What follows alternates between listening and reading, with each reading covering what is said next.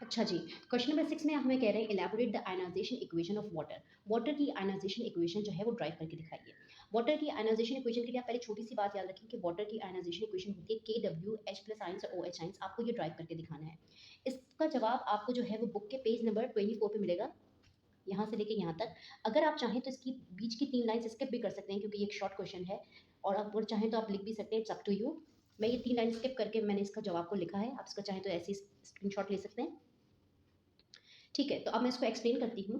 The water is a neutral liquid which possess equal amount of hydrogen and hydroxide ion. कह रहे हैं water जो है वो एक न्यूट्रल लिक्विड है जो इक्वल अमाउंट के हाइड्रोजन और हाइड्रोक्साइड आयन जो है वो अपने अंदर से रिलीज करवाता है। देखिए, अगर न्यूट्रल ना होता, ज़्यादा हाइड्रोजन आयन रिलीज करवाता तो एसिडिक होता नेचर में, अगर ज़्यादा OH आयन रिलीज करवाता तो बेसिक होता नेचर में। लेकिन चूंकि वाटर एक न्यूट्रल है तो वो इन दोनों की सेम क्वांटिटी रिलीज करवाता है। Due to this property, due to this pure water is considered as a weak electrolyte. इस वजह से जो प्योर वाटर होता है बिल्कुल, उसको एक वीक इलेक्ट्रोलाइट कंसीडर किया जाता है, मतलब वो इतना ज़्यादा अच्छा कंडक्टर ऑफ इलेक्ट्रिसिटी नहीं होता। क्यों? क्योंकि उसकी आयनाइजेशन जो है वो पावर जो है वो इतनी ज़्यादा नहीं होती। It ionisation according to the following reaction. इसकी आयनाइजेशन आप इस तरह से करते हैं, आप वाटर को ब्रेक करेंगे H आइंस में और OH आइंस में। ओके, अब आपने इस इक्वेशन की केसी निकालनी होगी। The equilibrium constant K C of water is given by, आप इसकी केसी कैसे निकालेंगे? केसी का फॉर्मूला क्या होता है? Product upon reactant. तो ये इसके प्रोडक्ट हैं और ये इसका रिएक्टेंट है। तो आपने केसी निकालने के लिए प्रोडक्ट ऊपर लिखते हैं, रिएक्टेंट नीचे लिखते हैं। आपने सिंपली ये काम कर दिया, प्रोडक्ट ऊपर लिख दिया, रिएक्टेंट नीचे लिख दिए। ओके, इसके बाद देखें आपने क्या करना है, ये जो H2O डिवाइड हो रहा है इसको जाके केसी के साथ लिख देना है। इसकी वजह क्या है? इसकी वजह ये देखें, 3 लाइंस जो आपको बुक में बताई गई हैं। The square bracket represent the molar concentration of species and its units 1 mole dm3। क्या कह रहे हैं? स्क्वायर ब्रैकेट में इसका मोलर यूनिट कंसेंट्रेशन लिखी हुई है और इसकी अगर आप यूनिट देखें तो इसकी 1 मोलर बनती है, सबकी अगर आप पावर देखें 1 बनती है। अच्छा, as we know that the ionisation of water is very small, कि आयनाइजेशन जो वाटर की आयनाइजेशन है टूटना वो बहुत ज़्यादा जो है वो छोटी होती है, कि उसकी कंसेंट्रेशन जो है ना अप्रॉक्सीमेटली अनचेंज है, मतलब आपको आयनाइजेशन होती हुई फील भी नहीं होगी। तो एक तरह से वाटर की आयनाइजेशन कांस्टेंट है, तो आप इस कांस्टेंट को इस कांस्टेंट के साथ मिला देते हैं, KCH2O। अच्छा, KCH2O ये बराबर होता है KW के, जिसका मतलब है water constant, ionic product of constant of water. ठीक है, आपने बस ये क्या है, इन दोनों को रिमूव करवा के KW लिख दिया, KW H ions OH ions, तो ये आपकी वाटर की आयनाइजेशन हो गई। Where KW is ionic product constant of water और इसकी वैल्यू होती है 1 मल्टीप्लाई बाय 10 की पावर -40, मतलब इंतहाई छोटी। अगर आप इसको चेक करें, अगर देखा जाए तो अगर 10 की पावर -14, अगर आप इसको इस तरह से भी लिख सकते हैं 10 की पावर 14, अगर ये 10 14 नीचे चला जाता है तो इसकी आयनाइजेशन इतनी छोटी है, मतलब एक 10 में 14 हिस्से, 10 की पावर 14 का एक हिस्सा वाटर आयनाइज होता है आयनाइजेशन के दौरान रूम टेम्परेचर पे, कि वो आपको फील भी नहीं होता। तो यहाँ पे हमारा क्वेश्चन नंबर 6 जो है वो कंप्लीट होता है। क्वेश्चन नंबर 7 की तरफ चलते हैं। क्वेश्चन नंबर 7 में आपको कह रहे हैं डिफाइन द फॉलोइंग टर्म्स। आपको 4 टर्म्स दी हुई है, पीएच, इंडिकेटर, न्यूट्रलाइजेशन, टाइट्रेशन। आपको इनकी डेफिनेशन बतानी है। सबसे पहले हम पीएच देखते हैं। अच्छा, पीएच क्या होती है? किसी भी सॉल्यूशन के अंदर हाइड्रोजन आइंस कितने मौजूद हैं उसकी कंसंट्रेशन को उसकी पीएच कहते हैं। तो यही आपका जवाब है। अब measurement of the concentration of hydrogen ions H plus ion in a solution, उसकी पीएच कहलाती है। It may be also define, अच्छा इसकी एक और डेफिनेशन है, the negative logarithm of hydrogen ion concentration. ये इसका फॉर्मूला है, pH is equals to minus log H plus ions. Second definition है इंडिकेटर। अच्छा, इंडिकेटर्स क्या होते हैं? इंडिकेटर्स एक तरह के वीक एसिड और बेस होते हैं जिनको आप इस्तेमाल करके किसी भी स्ट्रॉन्ग एसिड या स्ट्रॉन्ग बेस की जो है कंसंट्रेशन आप आसानी से जो है वो निकाल सकते हैं। इंडिकेटर्स क्योंकि वीक होते हैं तो ये जल्दी से अपनी पीएच चेंज कर लेते हैं। जैसे अगर लिटमस पेपर है तो अगर उसकी बहुत वीक एसिड या वीक बेस उसके अंदर है, तो अगर आप उसको नेक्स्ट किसी और एसिड में या बेस में डालो तो देखिए वो फौरन अपना कलर चेंज कर लेता है। तो इंडिकेटर जस्ट इनका काम होता है कि किसी भी दूसरे एसिड या बेस की पीएच को बताना, उसकी कंसंट्रेशन को बताना। तो indicators are the weak organic acid and base. ये वीक एसिड और बेस होते हैं which change their colour over small range of pH, जिनको आप थोड़ा सा भी अगर किसी और चीज़ में डालें तो वो फौरन से अपना कलर चेंज करके उसकी जो इंडिकेशन है कि वो है क्या चीज़, एसिड है बेस है, वो आपको बता देते हैं। थर्ड डेफिनेशन है आपके पास टाइट्रेशन की। अच्छा जी, टाइट्रेशन होता क्या है? A titration is a technique where a solution of known concentration is used to determine the concentration of one unknown solution।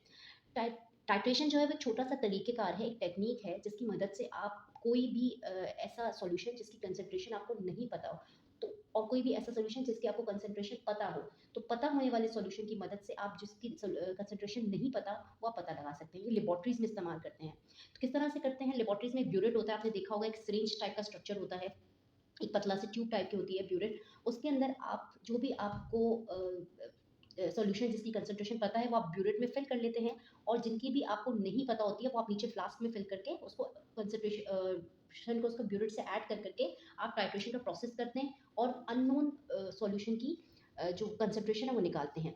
इस the titration, the known solution is added from a burette to an unknown quantity of the analyte, the unknown solution until the reaction is complete. आप जब तक उसकी आपको reaction की analysation नहीं हो जाती, उसकी कंसंट्रेशन पता नहीं चल जाती अननोन सॉल्यूशन की, तब तक आप टाइट्रेशन का प्रोसेस करते रहते हैं। अच्छा, मैं इसकी अगर आपको डेली लाइफ में से एग्जांपल दूं, तो फर्स्ट करें जब आप कभी कोई सब्जी वगैरह लेने जाते हैं, कोई वेजिटेबल्स लेने जाते हैं, तो अगर वो आपको तोल के देता है, तो आपको तो नहीं पता होता ना कि 1 किलो सब्जी में कितने दाने आएंगे, 1 किलो प्याज में कितने दाने आएंगे, या 1 किलो आलू में क्या होगा। आप क्या करेंगे, उसके लिए 1 केजी का एक वेट इस्तेमाल करेंगे। तो 1 केजी का वेट जो है वो एक नोन कंसंट्रेशन है, जिसकी मदद से आप दूसरी की कंसंट्रेशन मालूम करते हैं। तो इसी तरह से टाइट्रेशन का प्रोसेस होता है, जिसमें आप एक चीज़ की नोन कंसंट्रेशन की मदद से दूसरी चीज़ की कंसंट्रेशन मालूम करते हैं।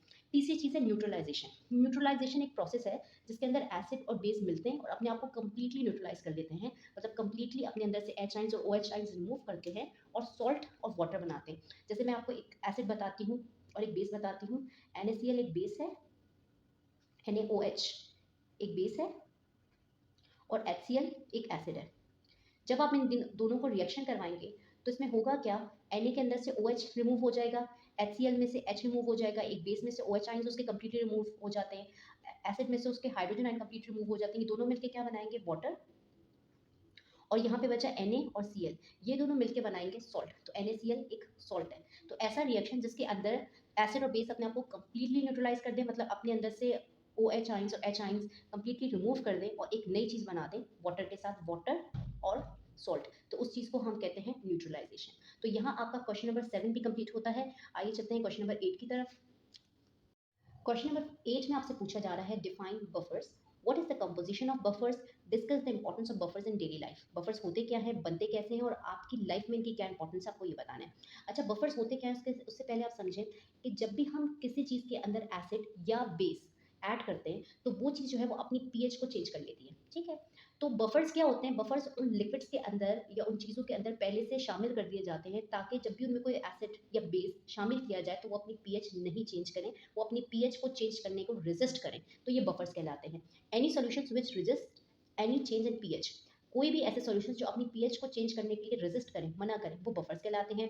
When small amount of acid और बेस इज एडेड, जब भी उनमें थोड़ा सा एसिड या थोड़ा सा बेस शामिल हो जाए लेकिन तब भी उनको कोई फर्क ना पड़े, उनकी पीएच चेंज ना हो, ये बफर्स कहलाते हैं। बफर्स बनाने का तरीका क्या होता है, there are two compositions of buffer. आप दो तरीके से बना सकते हैं, या तो आप वीक एसिड के अंदर उसकी कॉन्जुगेट बेस ऐड कर दो, या आप वीक बेस के अंदर उसका कॉन्जुगेट एसिड ऐड कर दो। कॉन्जुगेट एसिड और कॉन्जुगेट बेस क्या होती हैं, क्वेश्चन नंबर 4 में ऑलरेडी समझ चुके हैं। अब बफर्स की इंपॉर्टेंस क्या है, बफर्स काफ़ी चीज़ों में जो है रोज़मर्रा की लाइफ में इस्तेमाल होता है।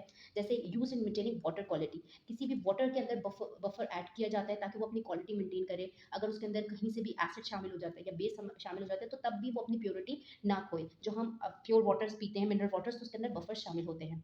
बहुत सारी मेडिसिन में इस्तेमाल होता है ताकि वो अपना पीएच लेवल, वो मेडिसिन अपना बरकरार रखे हैं, और वक्त के साथ भी जितनी उनकी टाइम ड्यूरेशन होती है, जितनी एक्सपायरी डेट उनमें बताई गई होती है, वो तब तक भी अपनी जो उसकी वो है क्वालिटी है वो ख़राब ना करें। इसके अलावा use in many shampoos and deodorants, काफ़ी ड्यूडेंट्स के अंदर, काफ़ी शैम्पूज के अंदर भी बफर्स इस्तेमाल होते हैं। जैसे बहुत सारे आप परफ्यूम्स इस तरह से इस्तेमाल करते हैं जिनको कहते हैं लॉन्ग लास्टिंग, वो आपको स्मेल कंट्रोल करता है, स्वेट कंट्रोल करता है। तो ये सारे पीएच कंट्रोलिंग चीज़ होती है ना, तो उसमें बफर शामिल होती है। Minimising effect of acid rain, acid rain जो हो जाती है उसकी वजह से उसे भी मिनिमाइज करने के लिए जो हमारे सी वगैरह उसमें बफर शामिल किए जाते हैं। एसिडिक रेन क्या होती है, जब आपकी रेन के अंदर केमिकल रिएक्शंस की वजह से दुनिया में होने वाले एसिडिटी बढ़ जाए, तो उसकी वजह से जो बारिश होती है उसके नतीजे में वो एसिडिक रेन होती है, तो ये उसको भी कंट्रोल करने के काम आता है। तो यहाँ हमारे तमाम शॉर्ट क्वेश्चंस जो हैं वो कंप्लीट होते हैं। इंशाल्लाह नेक्स्ट वीडियो में हम चैप्टर 2 के लॉन्ग क्वेश्चंस को सॉल्व करेंगे। जज़ाकल्लाह, अल्लाह हाफ़िज़।